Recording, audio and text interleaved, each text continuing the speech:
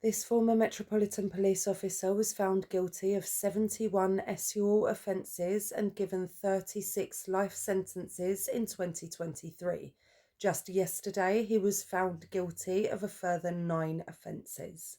Oh, hi there, stranger. Today I'm going to be telling you about the case of David Carrick. For your discretion, as always, is advised. Extra trigger warning, today's case is all about SUL abuse, so if you want to skip as always, I totally understand, but if you are staying with me, then let's get to it. David Carrick was born on the 4th of January 1975 in Salisbury. He was a military-based kid, with his father being a Royal Artillery soldier, but his parents divorced when Carrick was a teenager. He went on to join the army himself, but it was short-lived. He instead went into the police force, becoming a Metropolitan Police officer in 2001. He was a response officer before joining the Parliamentary and Diplomatic Protection Branch in 2009. Wait, because that's the same as Wayne Couzens, right? The police officer that took Sarah Everard's life? I wonder if they were pals. They were in the same unit. Let that sink in, strangers. And in fact, that case kind of ties into this one, because it was just the day after Wayne Couzens was sentenced for killing Sarah that a victim of David Carrick's decided that she needed to speak out. She had been date raped by Carrick the year before, and her statement would shine a light on and eventually help expose David Carrick's dark secrets. He was one of the most prolific rapists this country has probably ever seen, or at least that we know of. And one of the worst things is that multiple complaints were made about Carrick during his time in the police, but none provoked the proper response. However, after that First Lady came out, a further 12 women would come forward with their own traumatic tales of SUL abuse. These women did not know each other, but every single one of them gave similar accounts of Carrick's treatment, thereby building a picture of the man and his abusive ways. His crime started almost immediately after he became a police officer, and he would reference his position when offending. He would use the fact that he was a police officer either to gain women's trust or to intimidate them into silence. In 2002, Carrick met a 20-year-old woman referred to as T. It was at a night out at a bar, and he invited her back to his flat for a party. He said he was the safest person for her to be with, as of course he was a policeman. But when they arrived at Carrick's flat, there was nobody else there. There was no party. And he held T against her will, raping her brutally and in a number of ways. And when she struggled and fought back, he held a firearm up to her head. It's impossible to know whether it was real or not. But the poor girl froze, believing he would kill her, and Carrick held her in his flat for hours. When she was finally released, she went to A&E with some pretty serious injuries, including bleeding both externally and internally. T told a nurse that a police officer had done this to her, but the nurse told her that he would be protected by the rest of the police and that charges may not even be brought against him, that T was better off trying to move on with her life. Man, fuck that nurse. And that was the beginning of Carrick's reign of terror. He grew so confident that he even abused 2 fellow police officers, one of whom he was in a long-term relationship with. The relationship had started when she was just 21 and Carrick was 12 years her senior. They bought a house together, but the relationship was flawed by Carrick's incessant need to dominate and control. He raped his partner repeatedly, again in various ways. The other policewoman that was raped by Carrick was actually trained to deal with sensitive rape incidents. The incident had happened in 2004 and the lady didn't come forward until 2021.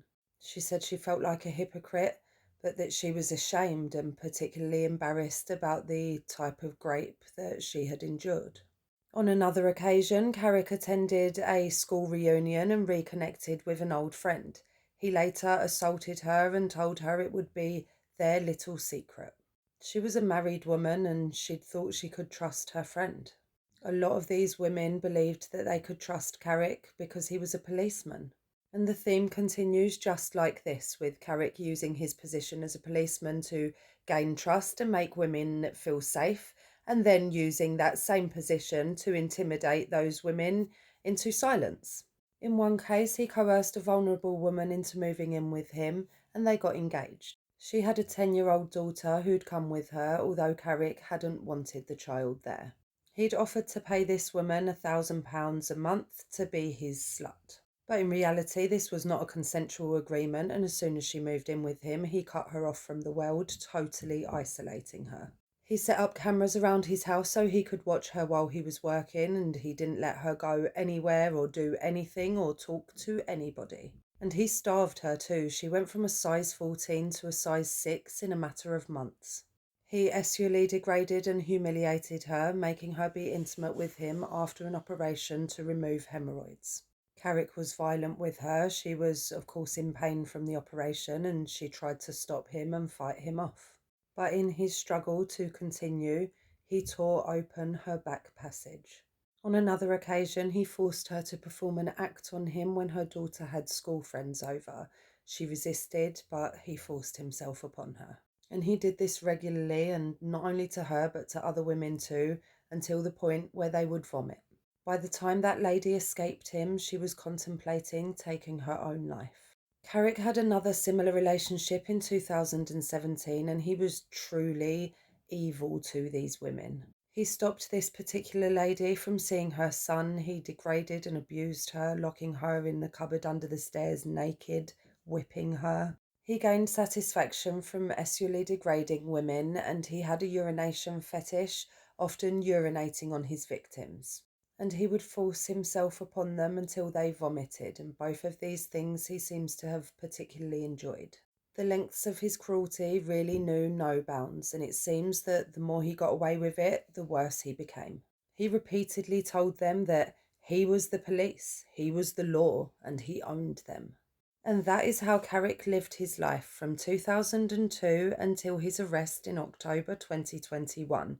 Almost 20 years of vile, violent abuse. I'm going to show you a short clip of when he was arrested, and you'll be able to see for yourself, stranger, that he is not happy to not be in control. You're searching for articles relating to the offences in St Albans in 2020. This is the allegation that's been made to us, okay, sir? There's no necessity. Yes. So I've been a police officer for 20 years. Right, David. So he was arrested in 2021 and initially denied all charges, but eventually pleaded guilty in January 2023, just a couple of months before his trial was due to start. He also made an attempt on his own life, cutting at his neck, wrist and groin with a razor. He was moved to Rampton Secure Hospital for a spell before being returned to HMP Belmarsh. There was nothing mentally wrong with him according to the doctors. Or nothing treatable anyway, because for sure, something ain't right. At his sentencing, the judge said, "Survivors of rape and coercive control react and cope in different ways. Those differences are apparent in the victim statements. One woman feels as if she has been lost for the last 19 years, encapsulating her experience with you as an encounter with evil which has caused long-lasting psychological harm. Denial, anger, hatred, betrayal, shame, self-blame, and fear of being labelled a victim are all common emotions. You have shaped their lives and deprived them of the ability to trust men and form relationships." He called Carrick's actions an unrestrained campaign of rape and abuse of women. He was sentenced to 36 life sentences, but given a minimum term of 30 years and 239 days. He was 48 years old. But strangers, Carrick's story does not stop there. Unsurprisingly, there were more victims of this man. After his conviction, it came to light that Carrick had been abusing a 12-year-old girl when he was 14 years old. This had happened in the late 80s and had gone on for 18 months before the girl told her mother and Carrick stopped. A 50-year-old woman had been another victim of Carrick. She had been raped by him twice, essayed by him and coercively controlled by him. He was charged with a further 9 counts. And yesterday, the 19th of November 2025, Carrick was further convicted of all 9 counts. The jury took 5 hours to deliberate before returning their verdict. He has now been found guilty of 80 sexual offences over a 17-year period, but that time frame does exclude the 12-year-old girl in the late 80s. I'll say it against strangers, I think there's more. Sure, what a horrific case. I just hope that all of Carrick's victims have managed to find some peace. Please, as always, let me know what you think in the comments, and if you've stayed with me up until now, then thank you for watching.